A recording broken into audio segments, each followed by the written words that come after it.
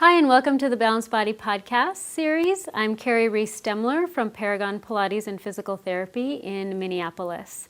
Today I'm going to be talking about pelvic stability in dancers. What I see a lot with working with dancers is that they go for the picture. They go for the big ranges of motion, and we're kind of trained to make the picture happen without really thinking about the positioning and the stability of the pelvis.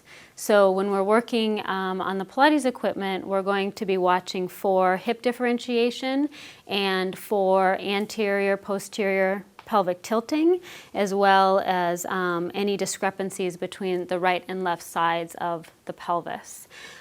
You can also work hip differentiation in footwork as a starting point, but for today we're going to go into a little more advanced work and work the leg and the strap work. So Gabrielle is going to take the foot straps and place her feet in the straps so she can push off the frame of the reformer and then just put the straps onto the arches of the feet.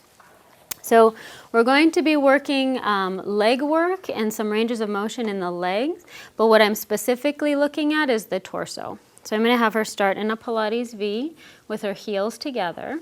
And then, Gabrielle, if you could show some of the pictures of posterior tilt. So a lot of times when they get into position, this is what you'll see. Kind of a bearing down in the abdominals and a posterior tilt in the pelvis. So to start with, you really want to reach the tailbone down so that you have natural curvatures in the spine. And then as per our series on rib popping, you want to watch the ribs pulling in and down. So what I'm watching for is that nice stable pelvis. You're going to reach down a little bit more this way and lengthen through your side body. And then the feet are coming down just slightly so that the ropes are just a little bit over the shoulder blocks. And then she's going to keep the heels touching. Go ahead and bend your knees for frog.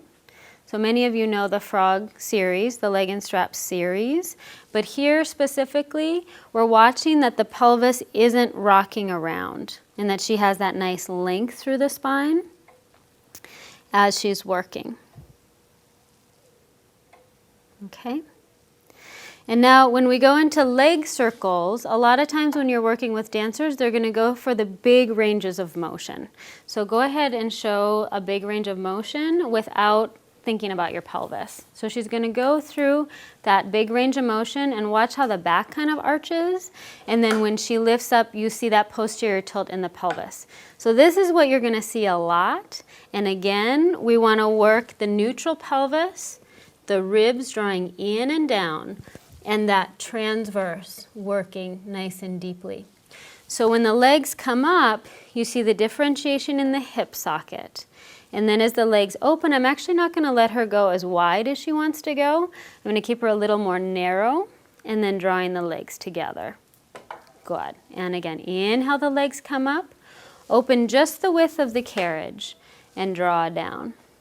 So what I want to see is that she's able to control her pelvis in this range of motion prior to allowing the legs to go into the big range of motion.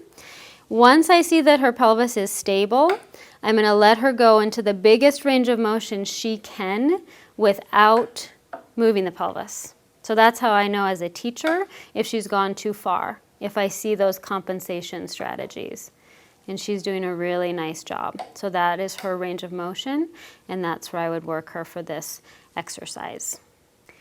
We also want to train the pelvic stability in a side lying position. So again, with dancers, we tend to compensate by getting movement from other places. And here we want to really focus on the external rotators of the hip, the pelvic stability, and we're also going to be working glute med strength.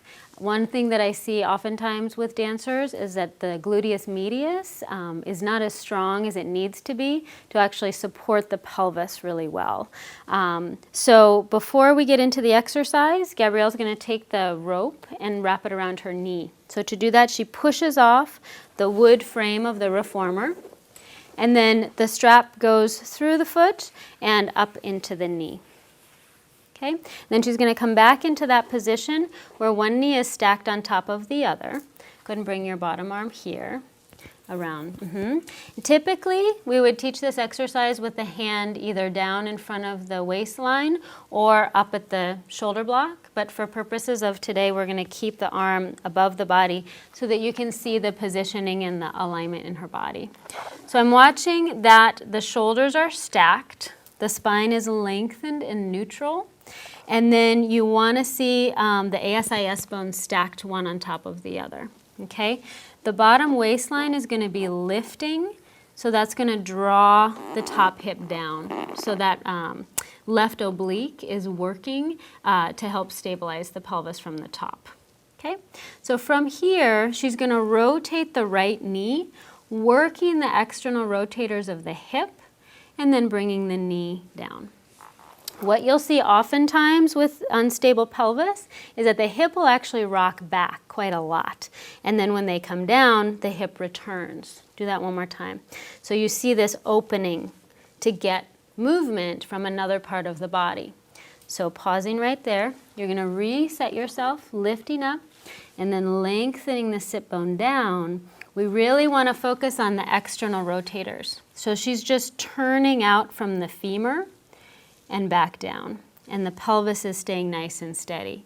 And you'll see that when she does that, her range of motion is much smaller. So even in the dancer, you want to limit the range of motion so that they're working from the right muscle group. Okay? So from here, we're going to lift the foot and the knee at the same time and go into hydrants. So now you're working hip abduction, and the carriage is not going to move. So if you see the carriage moving, there's probably something going on in the pelvis that you'll want to address. So we're just going up and down, and do that one more time. Up and down.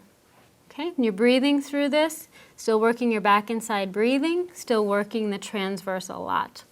So now she's going to go into circles. We're going to do small circles about the size of a baseball, let's say. And the kneecap is just drawing those little circles.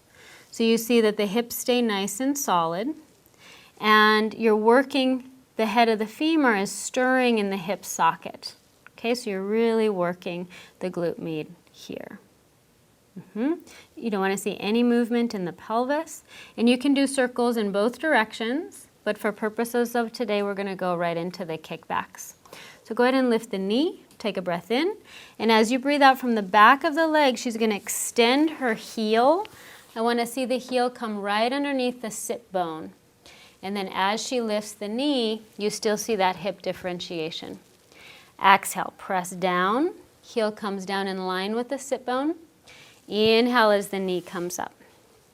Good. Still monitoring the ribs, the core, and that pelvic stability. Come on in and go ahead and rest.